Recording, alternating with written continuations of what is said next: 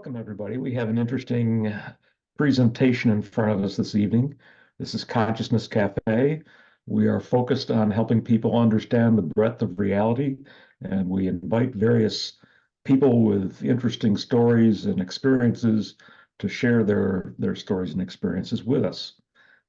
We also do this to encourage others to explore their own spiritual basis.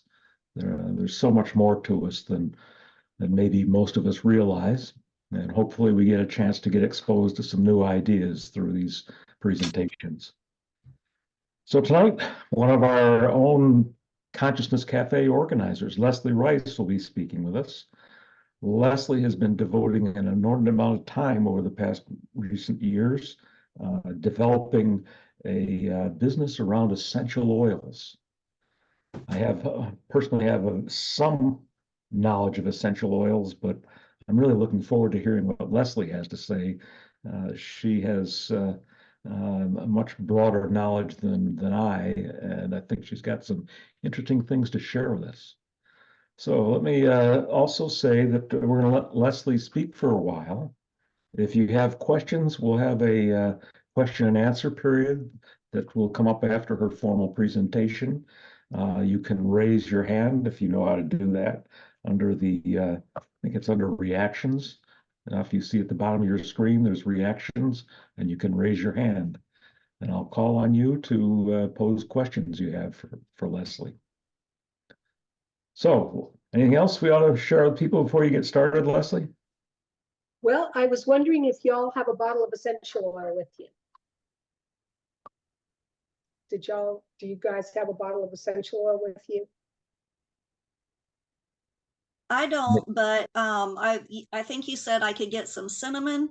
Yes. Do you have the essential oil, the spice, or an herb?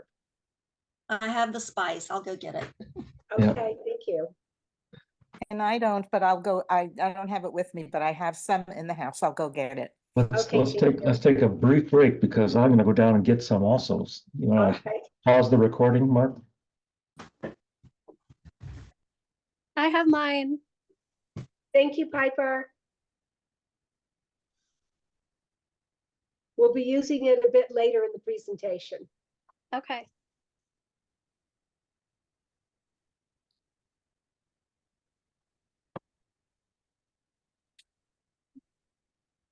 Okay, now that we've all assembled our spice potions, we'll turn it over to Leslie. Leslie, can you take it from here?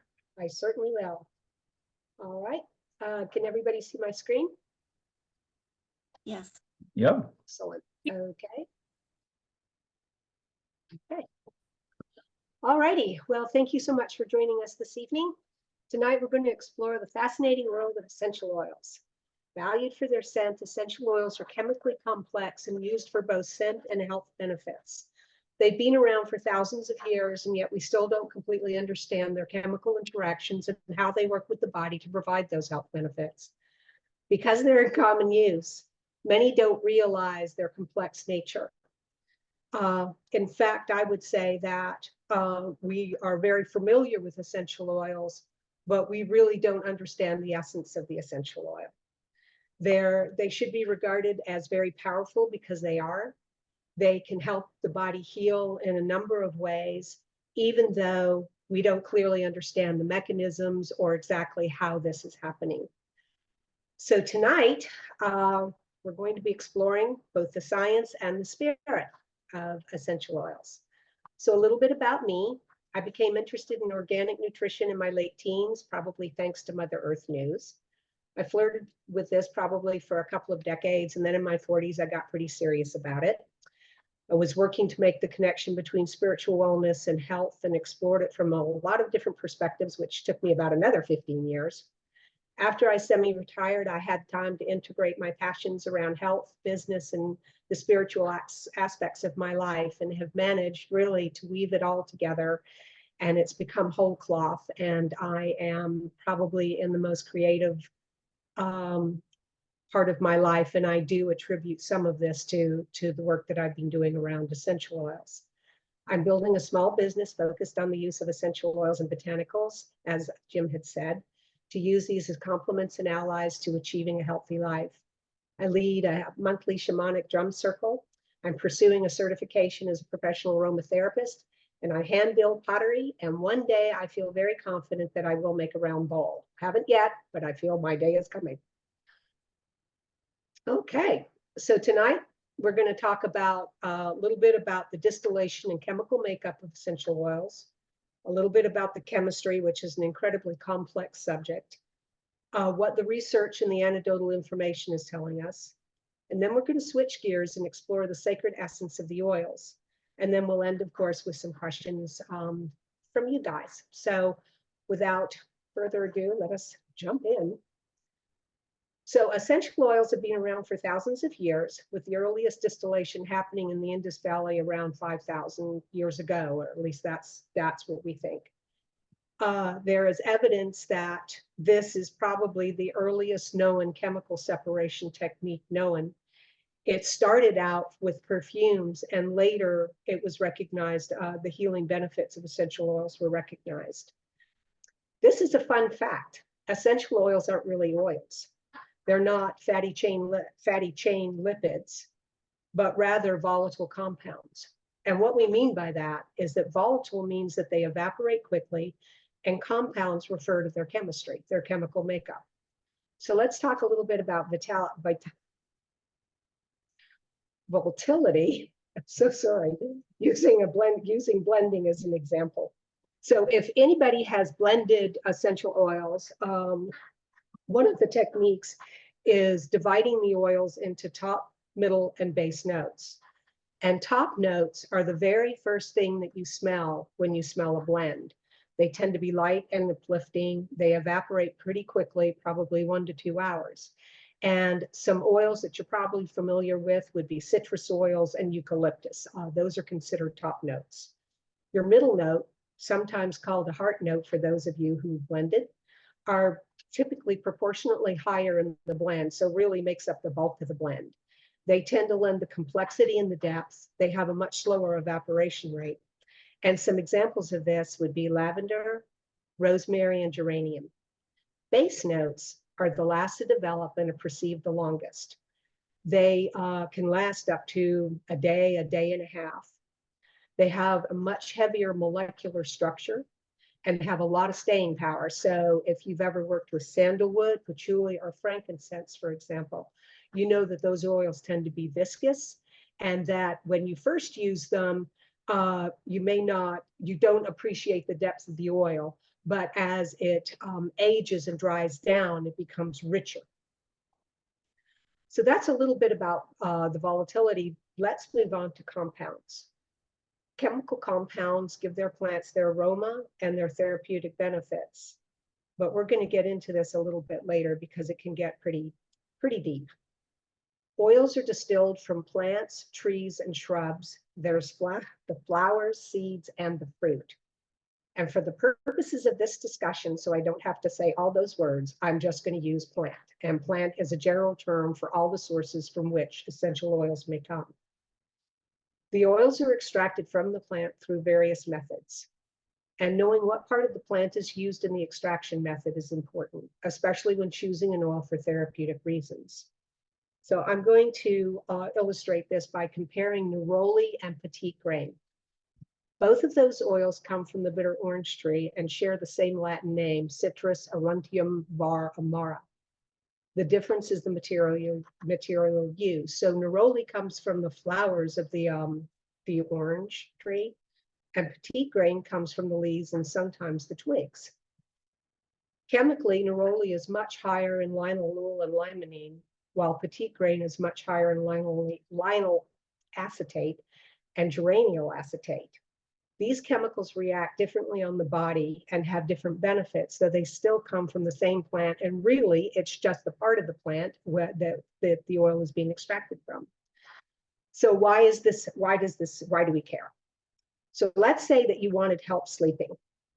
Neroli would be a better choice because of the linalool, which has sedating properties. But if you're looking to de-stress during the day and don't really want to fall asleep at your desk, then petite grain is a better choice because of the high concentration of linolyl acetate. It'll de-stress you, but it won't sedate you like linalool will. They're both have a similar makeup. Both these oils have a similar makeup, but it's the concentration that matters. And so what matters is understanding the chemical makeup of these essential oils. Now I'm going to hit on the extraction methods, and the extraction methods vary from steam distillation, which is probably the most common. Other forms would be CO2 processing, maceration, solvent extraction, cold pressing, and as I said, steam and water distillation. The extraction methods affect the chemical composition, the therapeutic properties, and the purity and potency of the oil. And it's important to know what extraction method is being used. So let me illustrate the point by looking at steam distillation compared to the CO2 process. In steam distillation, it's a process of passing steam through a plant material. So you've probably seen stills, for example, that take the material, put the steam through the material, and then the condensation rises, and that liquid is siphoned off and becomes the essential oil in this case. I'll also offer that hydrosols, which are the water that can contain the essential oil properties, are a leftover from steam distillation.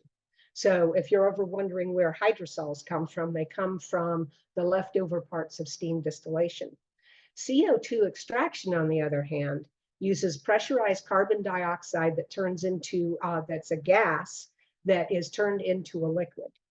These pull out the phytochemicals from the plants, and then the liquid is changed back into a gas, and what's left is nothing but the essential oil.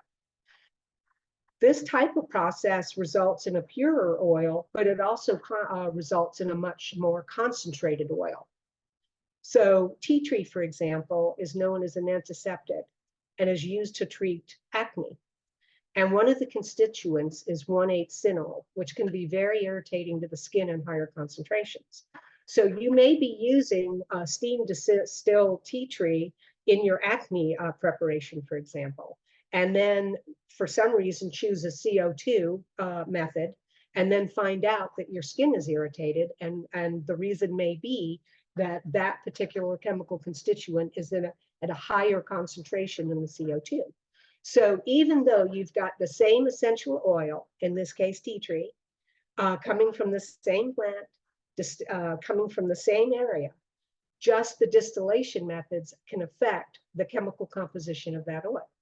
So if you've ever had an experience, for example, where you used an essential oil one time and it worked really well, and the next time caused problems, there's probably the underlying reason may be the distillation method.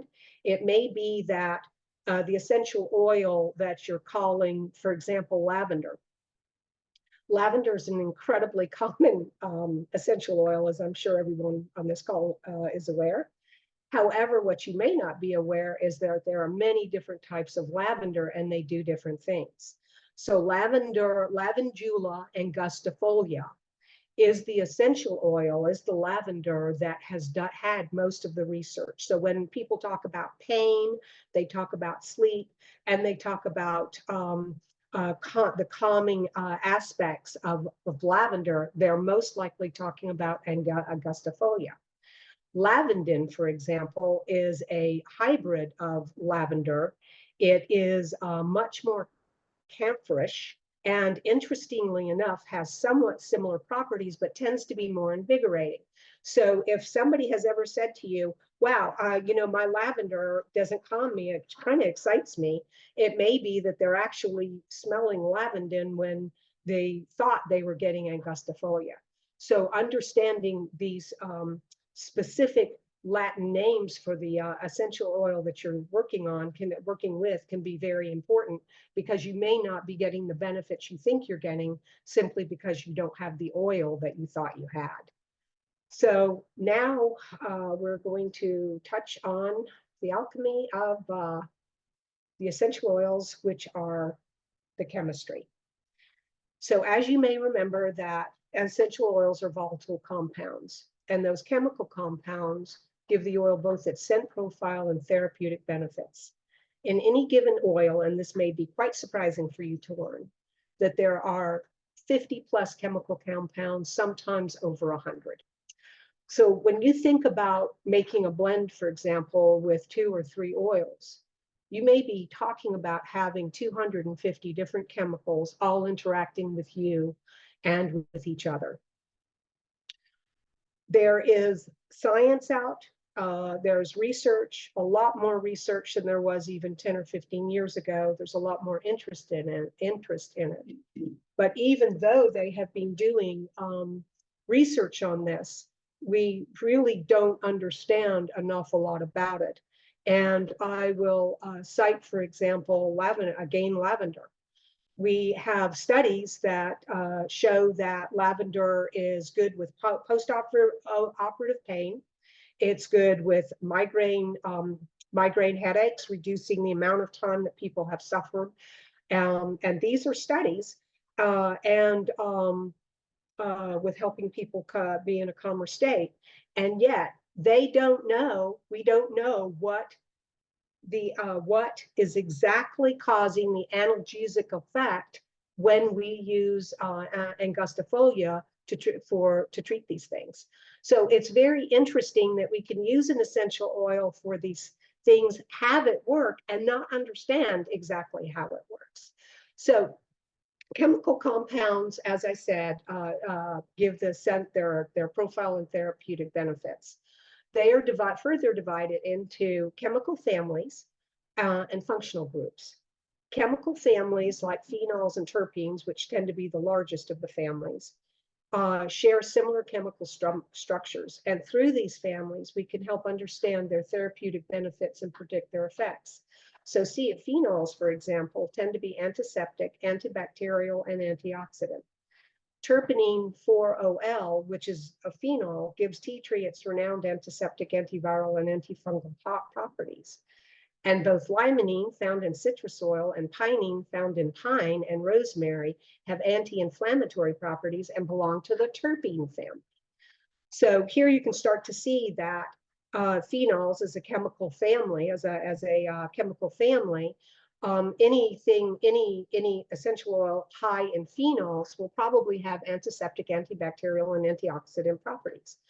Any oil high in terpenes will have anti-inflammatory properties and so forth. So besides chemical families, the next subdivision would be functional groups. And the functional groups tell us how the molecules are going to interact. They're responsible for the specific therapeutic actions and characteristics like fragrance and safety considerations. Linalool is a terpene alcohol found in lavender, for example. And the presence of that alcohol in the group makes lavender less volatile and contributes to its soothing and gentle qualities, making it an ideal middle note because it does not evaporate as quickly. So as we interact with essential oils, there are several ways in which we can do this. And the most effective that I've found for headaches, allergy, stuffiness, things, respiratory concerns, bronchial problems is through inhalation. And you can diffuse it in the air, or if you really want a very powerful experience, you put it into an inhaler. And when essential oils are inhaled, they immediately cross into the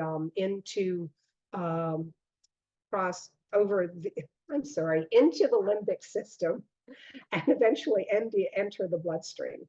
And so another way that people use this is topically and orally.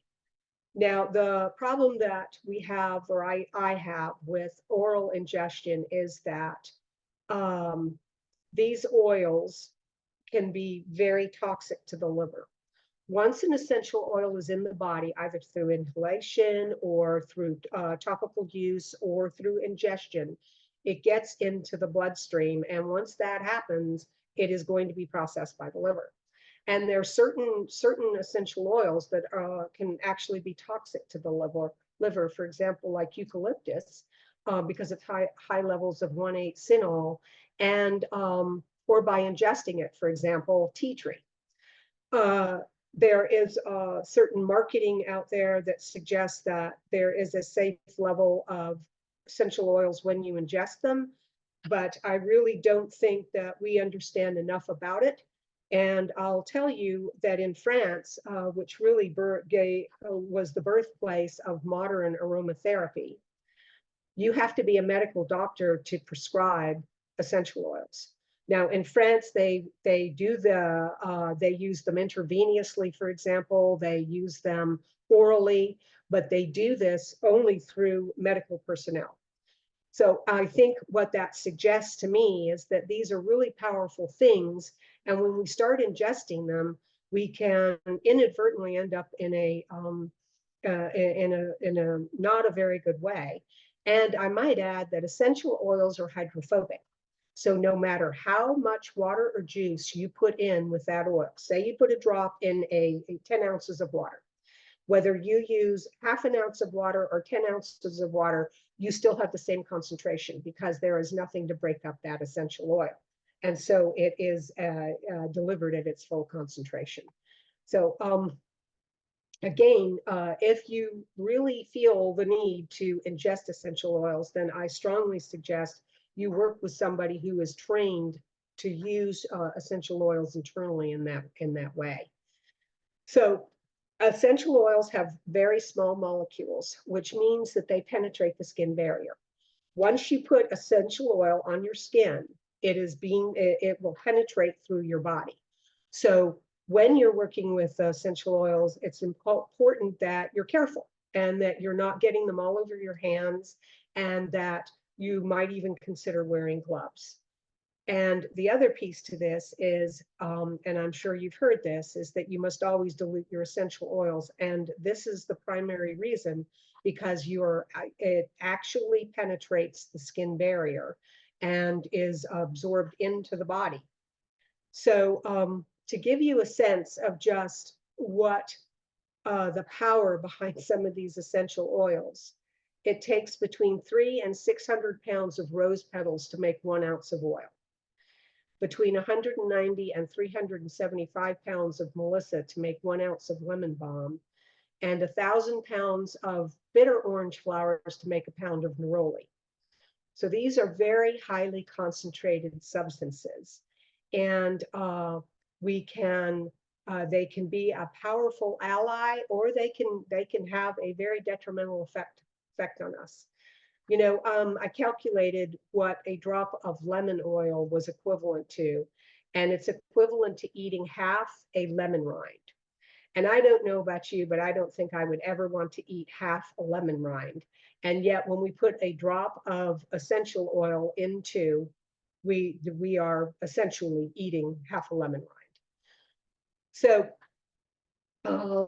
I think that one thing I did want to mention, that base notes, for example, have much heavier molecules, but that does not mean that they do not absorb. They just absorb at a slower rate. So, for example, if you put a drop of, and which I don't recommend at all, it must be diluted, but in theory, if you dropped patchouli and a drop of patchouli and a drop of citrus, your citrus will absorb much faster because it's a lighter molecule.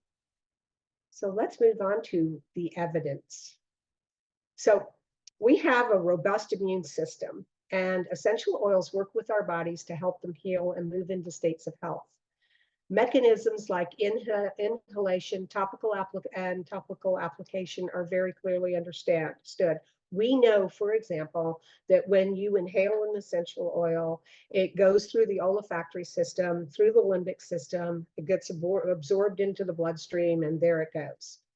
We know topically that when you apply an essential oil, a diluted essential oil with a carrier, that your skin is going to absorb it. And in fact, some of the carrier oils will even help expedite that absorption. So we clearly understand that. And there is research out there that's beginning to understand the exact role of some of the chemicals For example, the anti-inflammatory effects of galangal root has been shown to, in research, that the ACA, or acetoxyl cavachol acetate, is responsible for inhibiting the COX-2 expression and for reducing PGE2 levels. COX-2 is an enzyme in our bodies that plays a crucial role in the inflammatory process. PGE2 is a prostaglandin produced by COX-2 pathway and associated with inducing inflammation, fever, and pain. So conditions like arthritis can be helped by the inhibition of COX-2 enzyme. And what's interesting about that is that, that an essential oil has the capacity to inhibit a physiological process, a biochemical process that has the effect of helping the body recover or experience a reduced swelling and pain simply by the inhibition of an enzyme. But we have a whole lot more to learn. And as I said, we know that lavender, there are studies that show that lavender is very good at managing postoperative pain and migraine pain and pain from osteoarthritis, but that it is not understood how it works. It just works. So although there are theories, nothing's being identified as conclusive with lavender, and lavender is not the only essential oil that we have studies for that demonstrate its effectiveness, but not how exactly it's working. So I've given you a lot of some detail about the chemistry to help you get a sense for their complexity and to know that they can be effective even if they're not understood. I think the key point here is that we need to treat essential oils with respect and approach them with care. And they can be very powerful allies and can be very instrumental in helping us maintain, reach and maintain states of health. I'll give you another example. There is an essential oil called ply. We have studies that demonstrate that it's as effective as diclofenac, which is the active ingredient in Voltaren for reducing joint pain and inflammation, has no side effects, but we don't know how it works. So we've talked a lot about the chemistry and given you a bit of a background about essential oils. And what I want to do now is talk briefly about the safe way to use them. So if you're using inhalation, that is typically done through a diffuser, some type of a diffuser. So there are steam diffusers, there are diffusers that you can put a little tea light with some water in and put your little essential oils, and that will do it. You can get plastic inhalers that you unscrew and stick into your nose and inhale deeply. And one of the things that might be of interest is that our olfactory systems habituate to essential oils in about 30 minutes. And this is a primary difference between essential oils and fragrances. So for example, if you plug in and I can't think of a name off of one of it, but if you plug in a Renuzit, let's say, you can stay in that room and you'll continue to smell it. And when you come back into the room, you continue to smell it, and that smell will never go. You don't the body does not habituate to a fragrance because it is a synthetic fragrance, and the body does not understand that it could habituate to it. But with essential oils, it will habituate in about 30 minutes. And that's because evolutionarily speaking, our brains were designed to pick up threats to our environment. So when something new is presented in the environment, we'll smell it. But after a period of time with essential oils, our brains say, that's a natural substance. I don't need to worry about, that's not a threat. I'm going to disregard it. Now, if you walk out of the room and walk back in, you'll smell it. And if you would like to continue to smell it, you can have a diffuser that cycles on and off every 30 minutes and you'll continue to smell it. But know this, even though you can't smell it, it is still operating on your body. So even though you've habituated to the scent, you're still getting the therapeutic benefit even when you can't smell it. So as we talked about, when using the oils topically, please dilute them. And you can use different concentrations for different applications. So say, for example, that you're wanting to make a natural perfume. And when we use natural perfumes, we would put them on our wrists and just certain places on our body. The concentration of essential oils can be much higher in a natural perfume, as much as, say, 10%. But when we talk about a facial serum, for example, something that you're going to use on your face, you would want to do something less than 1%. And really, I would suggest starting with a 0.25 dilution and then working up to 1 and stopping along the line and way and seeing which is, does it become effective at 0.25%? If it does, then stop there. So just to give you a sense of what those dilution quantities look like, a teaspoon, which is approximately 5 ml, you'll use 1 drop of essential oil. In an ounce of, which is approximately 30 mils, 6 drops. And that may not seem like a lot, but please remember how concentrated these are. To the beauty about essential oils is that they are very powerful, and it doesn't take a lot to do. It doesn't take a lot. It takes very little to do a lot. And if you want to use them in a bath, please consider using mixing them into disbursement, because if you put essential oils right into your bathtub, the oil floats on the water. If it comes in contact with the skin, you've got a full concentration delivered to your skin. And I might also add that if you're sitting in a warm tub, your skin is probably more receptive to the absorbing the essential oil anyway. So some disbursements to think about can be full fat milk, honey, Epsom salt, bath gel. And if you choose to do that, please keep that around 1 to 2%. And if you're doing it for children, no more than 1%, and ideally really 0.5%. And if you're using essential oils with children, it's imperative that you really understand there are certain, most of the eucalyptus cannot be used with children. Only I think eucalyptus dive can be. And the concentrations are much lower than they would be for an adult. So it's important to understand these things. They can be very therapeutic, but they can also cause harm. So I would say this, that when they're used properly, they can offer, I think, compelling alternatives to certain drugs and complement conventional treatments. And in recent years, there's been a lot more interest in researching the effects of essential oils because they offer health and healing benefits at much lower cost than pharmaceuticals and have fewer side effects. So, so that is the end of the science part of the presentation. So now what I would like to do is talk a little bit about the sacred wisdom of essential oils. So as I said, the essential oils have been used for thousands of years. They've been used in embalming, as natural perfumes, healing, and for spiritual concerns. Tonight, what I'd like to explore is the spiritual essence through a technique of the miraphors. And the miraphors were a class of priestesses, sometimes called myrrh bearers, and they were trained in the sacred use of oils. They considered the spirit of the oil to be the divine presence, so that the miraphor was their earthly intermediary.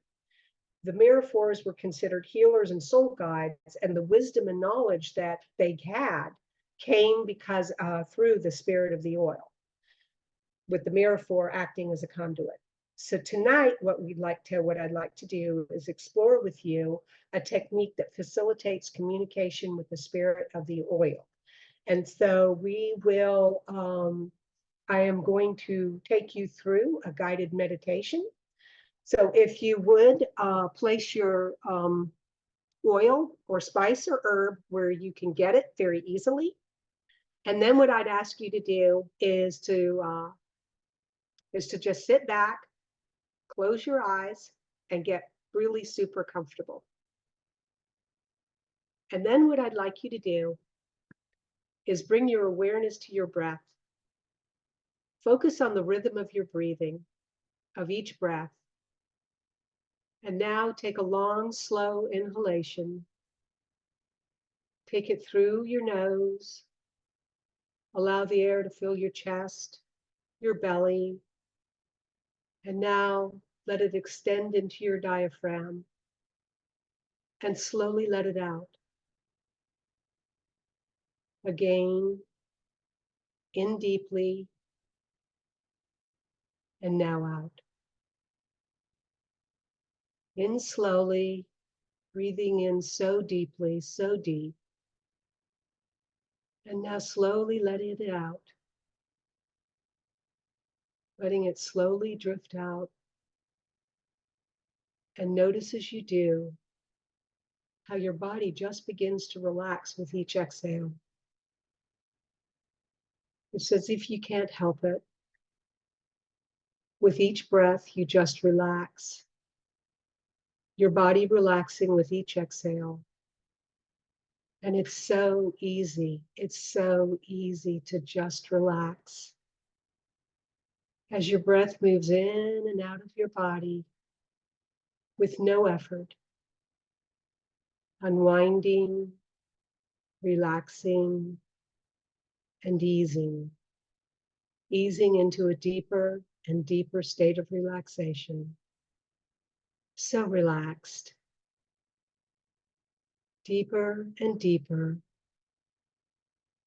And now imagine beautiful threads of light emerging from the base of your spine.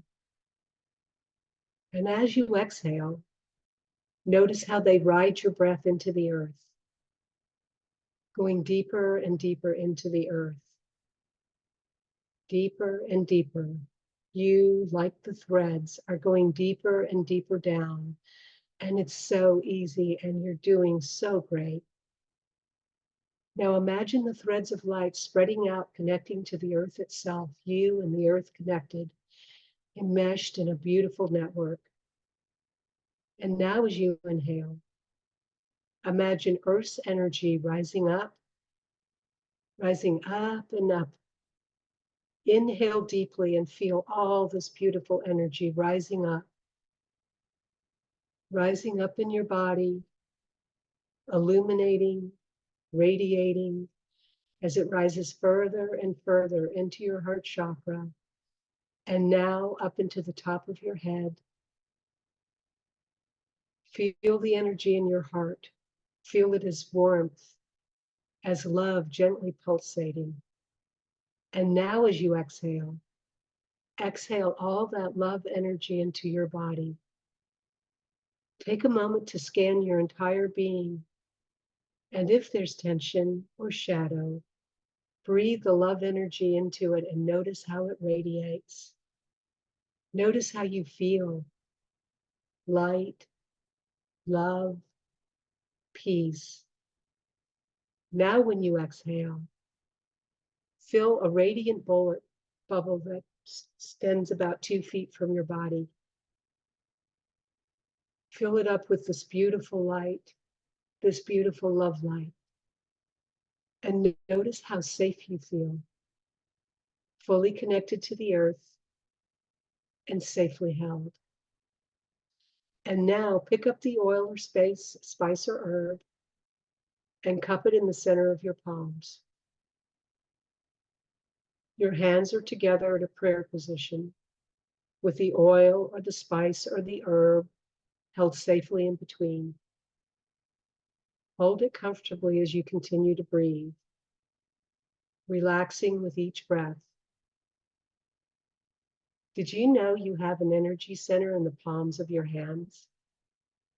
Did you know that they can be used for receiving information? They're energy portals, and when used with focus and intent, let information flow. Focus on the center of your palms with the oil or the spice or the herb between them. Keep breathing, being completely aware of the sensations happening in your hands. You may feel warmth, tingling, or some other sensation. Notice the thoughts that come into your head. Be curious and open to the words, the images, and the sensations. Keep breathing and focusing on the connection you have, the sense experience, the thoughts, the images, They are all ways in which spirit communicates. When you're open to receiving, these thoughts, feelings, sensations, images will just come. Set the intention to get to know the spirit of the oil or the spice or the herb. You may ask questions if you wish about how you can work with the oil for health, or how you might use it in your sacred practice, or some other question that's important. This is your time of receiving. Allow, be present, be open. You will have a few minutes to experience your connection until you hear my voice again. But for now, experience and allow the spirit of the oil to communicate with you.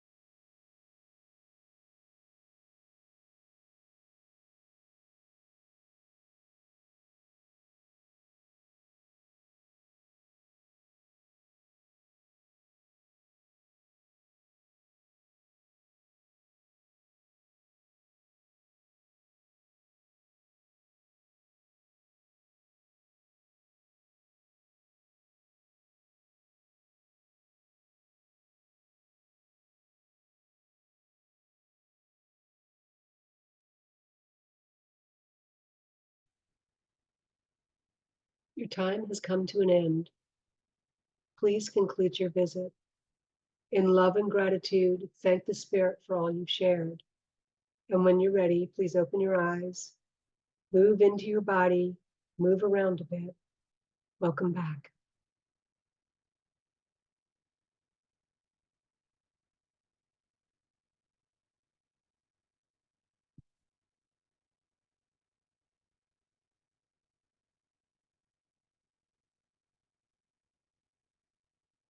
That was very relaxing.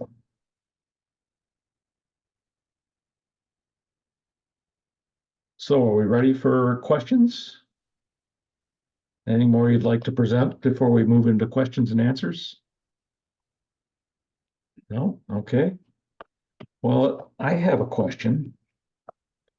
I used to be able to sleep soundly through the night. And as I've gotten older, I find I wake up maybe about 4 o'clock in the morning. Is there something that I could use that might, I don't readily fall back asleep, and I'm wondering if there's something I could use that I don't imagine I could prevent waking up, but is there something that might quiet my mind, allowing me to go back to sleep? Yeah, so sweet marjoram actually helps the body stay asleep once it is asleep.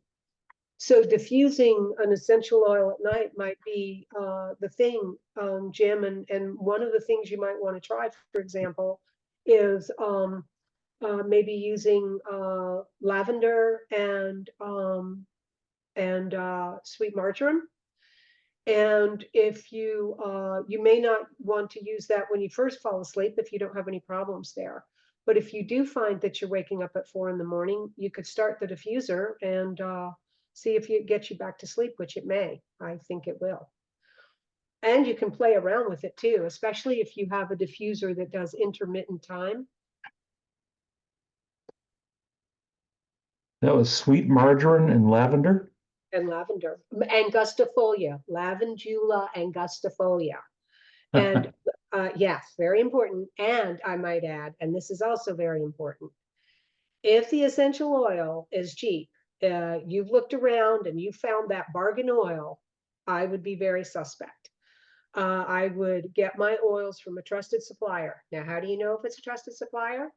Well, they should have GCMS testing to back it up. So if they don't have GCMS testing on their site and you can't read it, if you can't read it, then I would not necessarily trust it. I mean, there's just a lot of fraud, and it is very difficult to tell synthetics or adulterated essential oils from the real thing these days.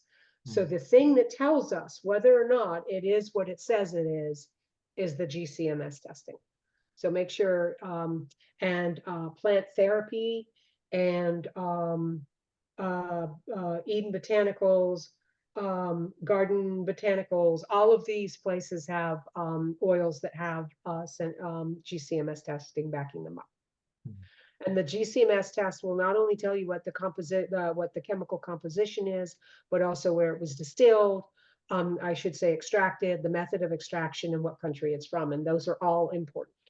And of course, what part of the plant was used. Yeah. So tell me what you have a website associated with your essential oils, right? Oh, I do. In fact, Botanic Aromatics, if you want to learn much more about essential oils, I have an essential oil beginner series that you guys can scroll through. So if you go to the front of the site and scroll down a bit, you'll see essential oils, learn essential oils. Can you maybe bring up your website and show us what it looks like? Give us a little exposure to it. Yeah, I'd be glad to.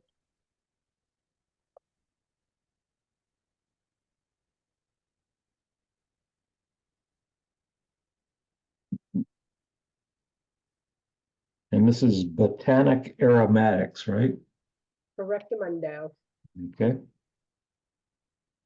Okay, so let's see, let me share.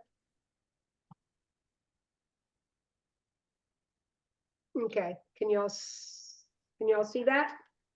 Yep. Okay, so that's the front of the site. Then this right here, Harness Plant Power. So click on that. It takes you to the blog in just a moment. And then there we go.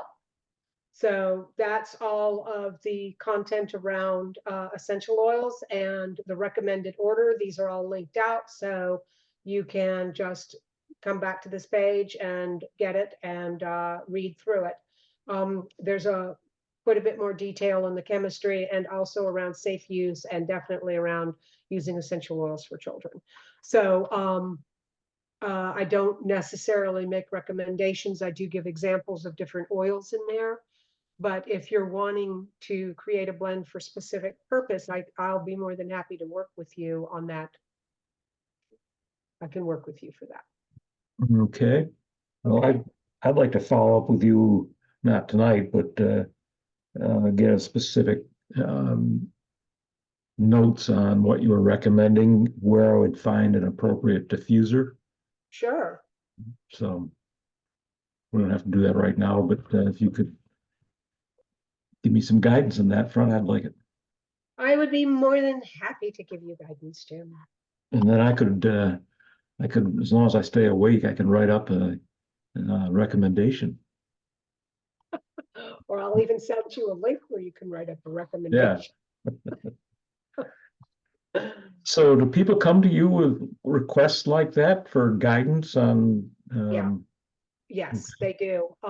Yes, they do. I've worked with some really interesting stuff right now. Like I worked with a lady about her aging dog.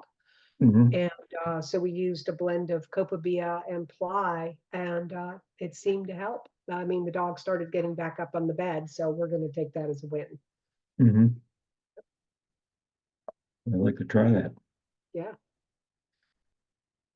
How about, I think you said something about headaches. My wife gets headaches when there are changes in weather. So And, allergies. well, it might be a barometric pressure response. I'd have to look that one up. I know there's an oil for that. I just can't remember what it is.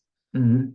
I do remember reading something about barometric changes, but I can't remember the oil. I'm sorry, I'll have to go back and look at it. Okay.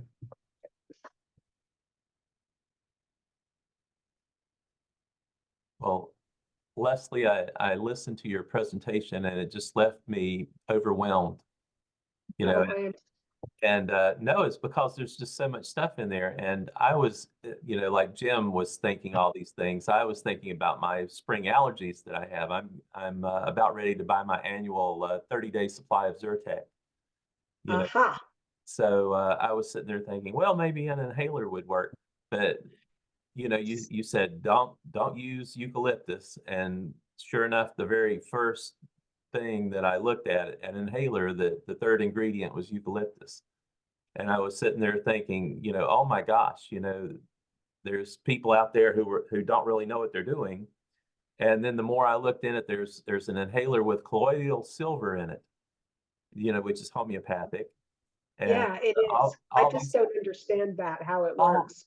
all these other things, but the more I looked at it, the more, I was saying, I really don't know what I'm doing here. So I ended up looking at some wool dryer balls to be a natural fabric softener that I could wrap my brain around. So I make an inhaler set, Allergon and inhalably soothing. I've been using them for my allergies now for 18 months and they're awesome. So if you want me to send you a set, do you have problems with your lower respiratory, Mark, like feeling heavy, like bronchial stuff? Like I have asthma and I use my inhalers, and last year I only used my Prevenal inhaler one time. And that's when I got back from the beach, and I have no idea what I stepped into. I opened the car door and went into a full-blown asthma attack. Don't know what was out there. But other than that, I've been using those inhalers to deal with my allergies. So mine is primarily sinus and antihistamine. So I would say Allergon.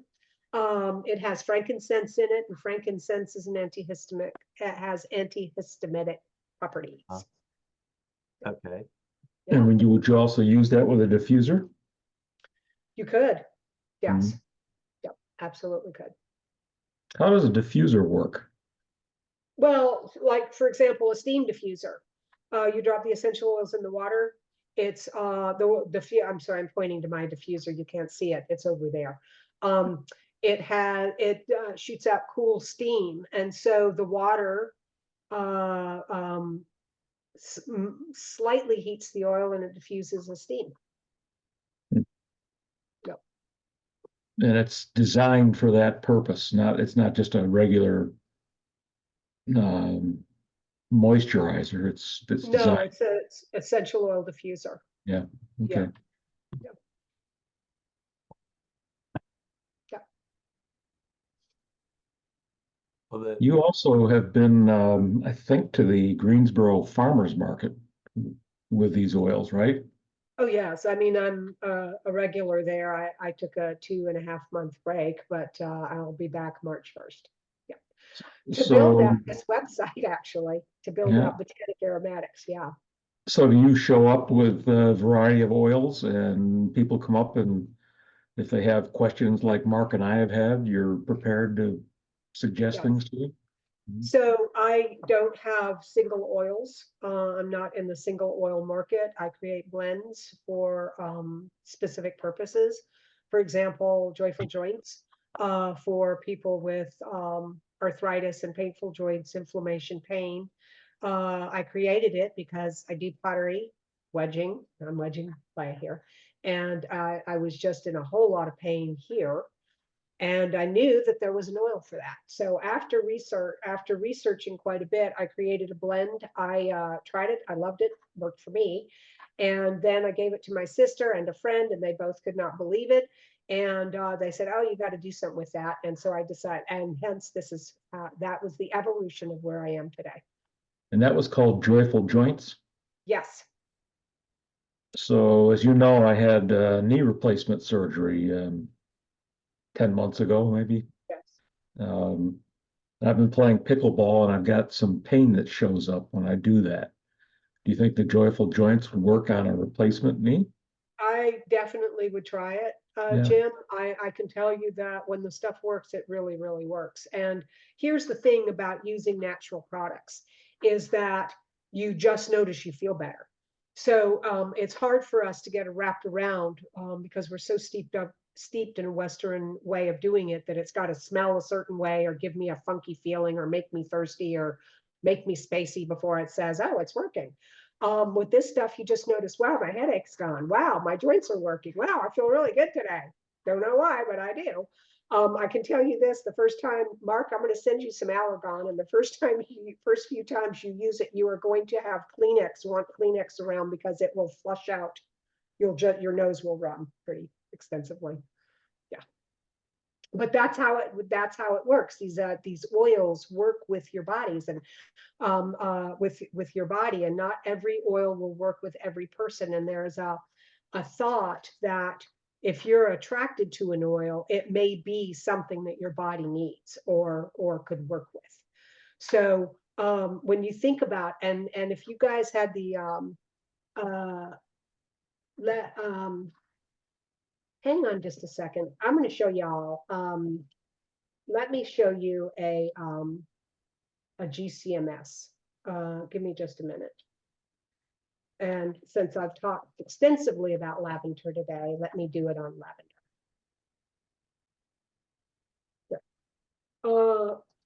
I'm going to share my screen. This is done on lavandula angustifolia. This is lavender from Bulgaria. So give me just a minute. Can you all see? Mm-hmm. So that's the certificate of analysis. And that says it's steam distilled. They use the flowers. What is it used for? Aromatherapy and natural perfume. It's certified organic. It comes from Bulgaria. The primary constituents: linalool, linyl acetate, and cis-beta ocimene. Now, that is the spectrograph. And then here we get into the chemicals. So I'm just going to slowly scan so that you guys can get a sense of just what is in this oil. I mean, So you isn't get that amazing? when all this stuff is in that bottle? Yes, all of that stuff is in the essential oil. And you'll notice that linalool is a primary constituent, and so is linyl acetate. And if I pulled up the GCMS from Lavandula augustifolia, France, we would notice a different chemical composition. So where it grows is also important to understanding its therapeutic benefit. So isn't that amazing? And this is not an atypical essential oil. This is typically how they look. So when I tell you that there are literally hundreds of chemicals, and we do not have a sense for how they all work together. They work synergistically, and they work synergistically with our bodies. So they can be just an incredible ally when we use them appropriately and thoughtfully. So I'm sorry, I'm going to get off my source, my high horse on this. Yes, Patricia. I use an atomizer. My favorite blend that I do is like 5 or 6 drops of lavender and 3 or 4 of patchouli. Oh, yes. You were talking about how concentrated the oil is. So because I'm inhaling it for hours and hours, should I be careful about how many drops I put in? Yes, but it sounds like, well, number one, you would use the number of drops recommended by your manufacturer because I don't know how big your diffuser is. Right. So if it's 500 mil or 1,000 mil or 100 mil, that would make a difference about how many oils you would use, how much, I mean, the number of drops that you would use.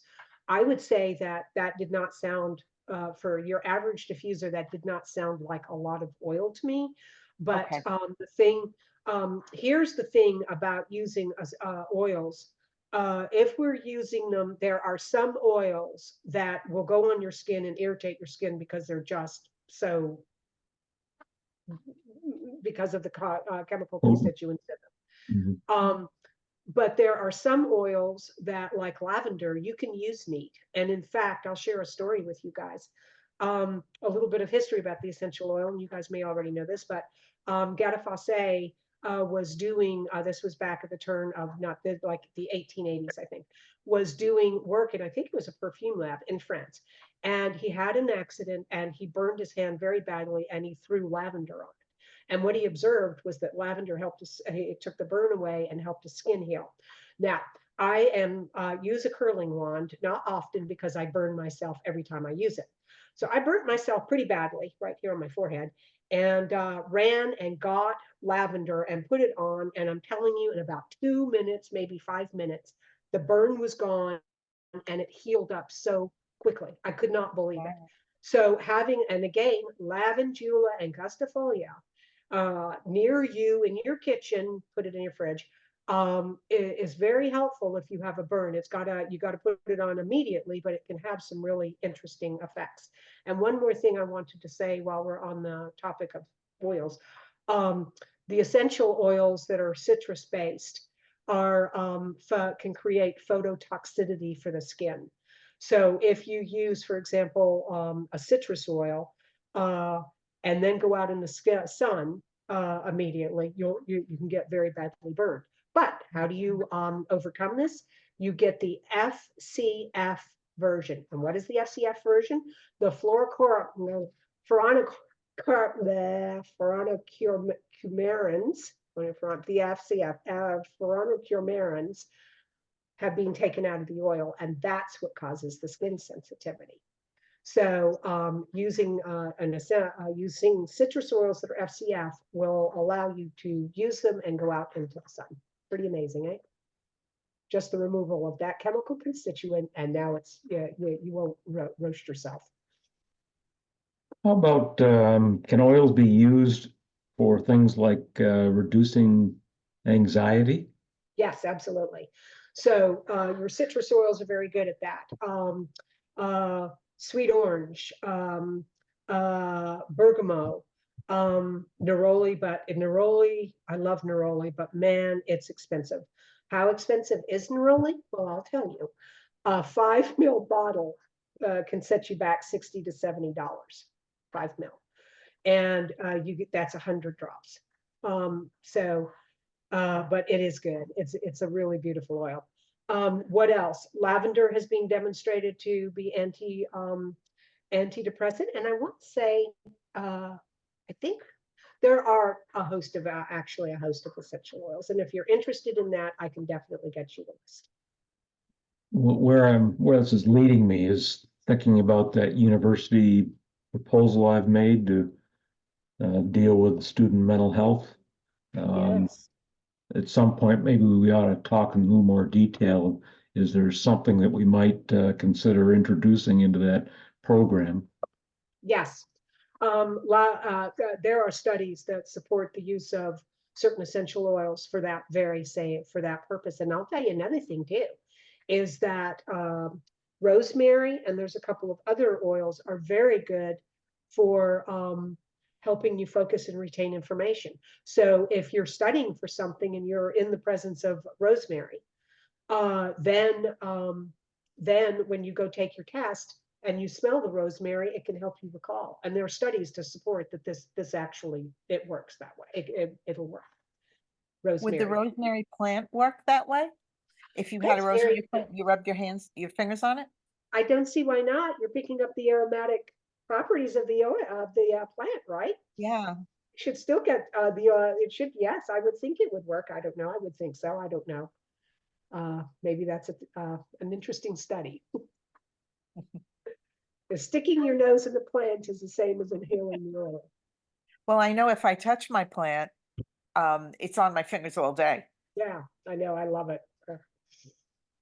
Now, there's so much we don't, in Western society, don't understand what's the complexity of plants. You know, we've talked in past presentations about plant consciousness. And we won't get into that again here, but plants are an amazing part of our world, and so much more than just presenting visual beauty to us. Well, here's something to think about. When most of the pharmaceuticals came as evolved out of and I'm going to use the word evolved. That's a bad word. Let's say synthesized from a natural occurring chemical. So what they do is they isolate, like, for example, linalool. And then they will synthesize that into some pharmaceutical that will be then used for X. But they've only synthesized one component of that plant. What about the other 99 chemicals? What do they contribute that we just simply don't understand? We don't understand it. We really don't. So I think that essential oils from that perspective can be very helpful in achieving states of health because of the synergistic effect these oils have with our bodies. Yes, Stephanie. Yeah, so I was wondering, it kind of sounds like topical use might not really be recommended for a beginner. What if you're using... Yes, absolutely it is. Okay. Just never swallow. Never. I don't care what the TV ads, what that marketing, what those two companies try to tell you. Do not use them internally. And if you go look at caution report or reports of people who have reported terrible things happening to them, a lot of it has to do with ingestion of oil. But topical is an amazing way to use them, but they must be diluted. And the important thing is the dilution. So if you go to my website and you go take the essential oil, I talk about dilution, and that will give you an idea. Robert Tisserand, Tisserand Institute, I think, yes, I've even got him in references. So if you scan down an article that talks about dilution, I also recommend books to read and websites to visit. Awesome. to help you on your way. And if you ever have a question, just reach out to me. Yeah. Great. Thank you. Yes, but topical is the way to do it. And then you can have a lot of fun with carrier oils. And they're, yeah. And for example, olive oil. If you want to take a bath, and you can use your drops in olive oil, or if you just find you'd like to use an essential oil, you can even, if you have an unscented lotion that you use, you can drop one drop, about a tablespoon of oil base, and then a drop of essential oil, rub it, and now you got that all day. Yeah. Awesome. Perfect. And you like patchouli oil. It's one of the few oils that age over time. So I have a bottle of patchouli oil that's 8 years old, and it is the most delightful scent because it just really mellows over time. Yeah, so if you have an old bottle of patchouli, don't throw it out. If you have an old bottle of citrus, throw it out, because that stuff, it becomes can be toxic to create sensitivities and allergies and skin irritants and all of that. So your citrus oils only last 1 to 2 years max, and that's assuming they've been kept in a cool, dark place in an amber bottle. And I talk about that in that learning essential oils. So hopefully I've put enough content out there to prepare you guys to start exploring and having fun with this stuff.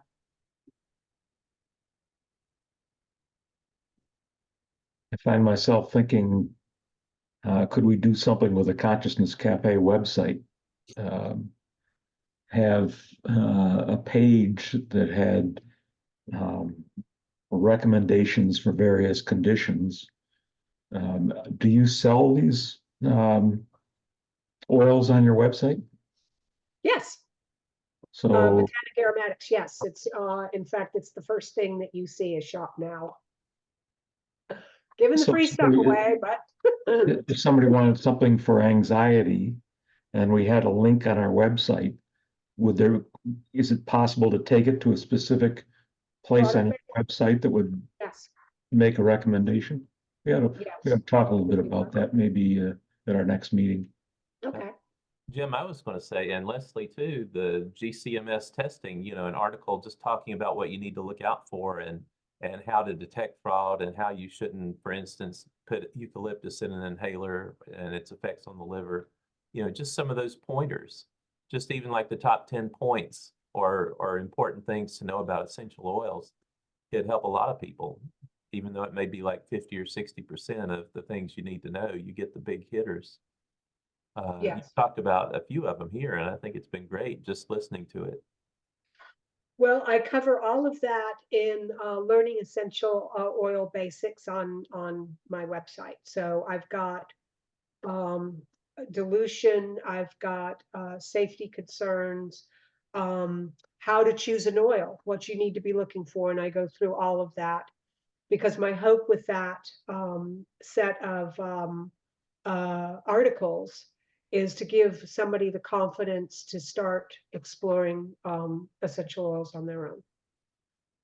I would think there'd be a lot more people who would just like to take a recommendation from someone they knows something about this than having to go about learning all about it themselves.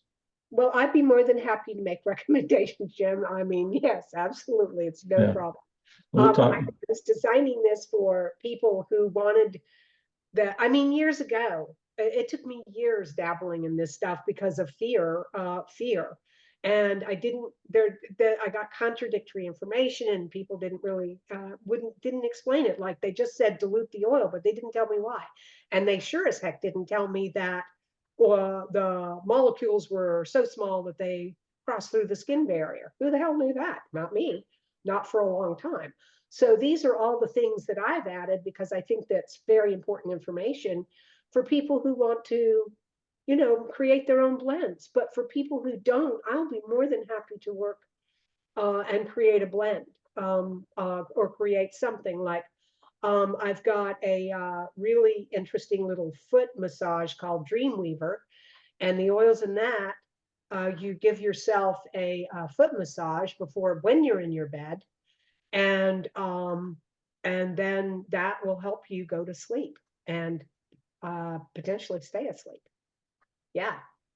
So yeah, I have no problems making products. All right. Well, we got some good subject matter for Thursday night.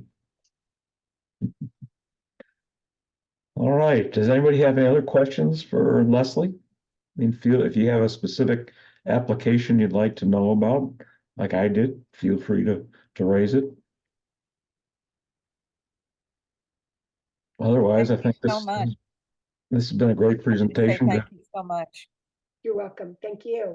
And Good thank you. exposure. It was so interesting. All right. Well, I got a couple little announcements to make. Actually, one. Next Tuesday evening, we're going to have a presentation on Zoom. Michelle Clare, who's had 3 near-death experiences and is a psychic in her own right. I heard her speak once at a Hawaiian IANS group, and I thought, boy, this is powerful stuff. So we've arranged to have her speak next Tuesday evening at 7 p.m.